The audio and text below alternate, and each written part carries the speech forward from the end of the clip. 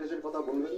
আর পাকিস্তান নিয়ে এত কথা হচ্ছে, পাকিস্তানে 2021 সালে সাইবার পাখতুনখোয়া প্রদেশে 100 বছরের পুরনো একটি হিন্দু মন্দির সেখানকার ধর্মান্ধরা ভেঙে দিয়েছিল। সেখানকার সুপ্রিম কোর্ট তারা কিন্তু অর্ডার দেয় যেটা এক্ষুনি রিবিল্ড করতে হবে, এক্ষুনি ঠিক করতে হবে, এবং সেখানকার প্রদেশ সরকারকে বলেছিল আমাকে টাইম লাইন দাও। তারা কিন্তু বলেনি এখান থেকে 30 কিলোমিটার দূরে জায়গা দিলাম, ওখানে গিয়ে মন্দির বানাও। অতএব যদি পঙ্গু শাহরিয়ার কবিরের জেলবন্দি থাকার কথা বলে, জিএন সাই বাবার কথাটাও বলবেন, একইভাবে স্ট্যান স্বামীর কথাটা বলবেন, যিনি একটা স্ট্র চেয়েছিলেন জল খাওয়ার জন্য, আমাদের কোর্ট তাকে দেননি, তিনি জেলের মধ্যে মারা গেছেন। অতএব বাংলাদেশের যেটা সুমনদা বলছিলেন, বাংলাদেশকে যদি আমাদের কিছু শেখাতে হয় নিজেদের করে দেখাতে হবে। পাকিস্তানে আরো অনেক দিন পাকিস্তানের কোন প্রধানমন্ত্রী 5 বছর আজ পর্যন্ত রাজ করতে পারেননি। এই কয়েকদিন আগে ইমরান প্রায় 4.5 বছর করেছিল। সুতরাং গণতান্ত্রিকতা, বহুত্ববাদিতা আমাদের 5000 বছরের সংস্কৃতি, ফলে কোনো তুলনার মধ্যে যাচ্ছি না। কিন্তু আপনি যে ভুলটা করছেন যে পাকিস্তানের কোন মন্দির ভেঙে দিলে সেটাকে করা হচ্ছে, ভারতবর্ষে যে মসজিদগুলোর কথা বলা হচ্ছে প্রতিটি বিতর্কিত। অন্য কেউ বলছে না বিতর্কটা যদি তৈরি করার হয়, তৈরি করা না, যথেষ্ট ইতিহাস আছে। তারা কখনো বলেনি মসজিদ ভেঙে বলছিল,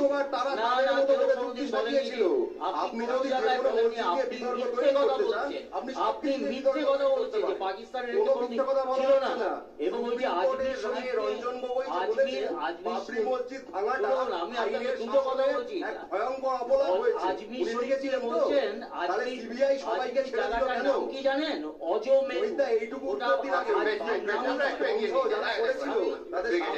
একটা কথা বলছি, নাম করলেন বলে কবি সুমন অভিজিৎ রায়দের একেবারে কীট পোকার মতো মারা উচিত, তাদের কেন মারা যায় না? কবি সুমন এই রাজ্যে কতগুলো এতে পুলিশের কাস্টাডিতে মৃত্যু হয়েছে, কেন, কিসের জন্য? উত্তর দেবেন? সে তথ্য আছে। এই রিসেন্টলি মারা গেছে, সেটার উত্তর দেবেন? প্রশ্নগুলো করছি এবং উত্তরগুলো পাওয়া যাচ্ছে না। প্রশ্ন করলে উত্তর পাওয়া যাচ্ছে না। স্ট্যান স্বামীর জন্য আপনার চোখের জল বেরোচ্ছে, সে স্ট্যান স্বামীর জন্য বেরোবে স্বাভাবিক, কারণ স্ট্যান স্বামী হচ্ছে মাওবাদী ছিলেন, যে মাওবাদী ছিলেন, ইউএপিএতে গ্রেফতার হয়েছিলেন, আবার এখন আপনাদের দলীয় সদস্য। তাই বোঝাই যাচ্ছে আপনাদের অ্যালাইনমেন্টটা কোথায়। আমি বলছি যে মুশকিল এখন, মানে এই সময় সব থেকে বড় মুশকিল হচ্ছে যে কোনটা ইতিহাস আর কোনটা ইতিহাস নয়, এটাই বড় বিতর্ক। মানে ইতিহাস পুরনো হয়ে গেছে, পুরান ইতিহাস হয়ে গেছে। ধারণা ছিল এই সময় সব থেকে বড় সমস্যা হচ্ছে দুপক্ষের মৌলবাদ। না, আমি সব থেকে আশ্চর্য হচ্ছি যে দেখুন এই যে মানে মসজিদের পাশে, মানে মসজিদ পরবর্তীকালে প্রমাণিত হচ্ছে যে সেখানে কোনো মন্দির ছিল। আমি বলছি যে আপনাদের বাবরি মসজিদ, সেই বাবরি মসজিদের জায়গায় এই যে রাম মন্দির বর্তমানে স্থাপিত হয়েছে, সুপ্রিম কোর্টের নির্দেশ রয়েছে, নির্দেশের বিরুদ্ধে আমি কিছু বলছি না, কিন্তু এটা তো ঘটনা যে আর্কিওলজিক্যাল সার্ভে অফ ইন্ডিয়া তার যে মানে তার যে খনন কার্য, সেই খনন কার্যে এমন কোন প্রমাণ ছিল না যে প্রমাণটা একটা বিশ্বাস। আপনি যেটা বলছেন আমার জানি আপত্তি নেই, আপনি ভুল বলছেন বলছি না, আমি বলছি তো দলিল দস্তাবেজ সমেত সুপ্রিম কোর্ট বিচার করেছে। আমি বলছি যে এটা নিয়ে আপনি কেউ বলার জায়গায় আসেনি। আর্কিওলজিক্যাল সার্ভে অফ ইন্ডিয়ার এই যে রিপোর্ট, এই রিপোর্ট নিয়ে প্রচুর বিতর্ক।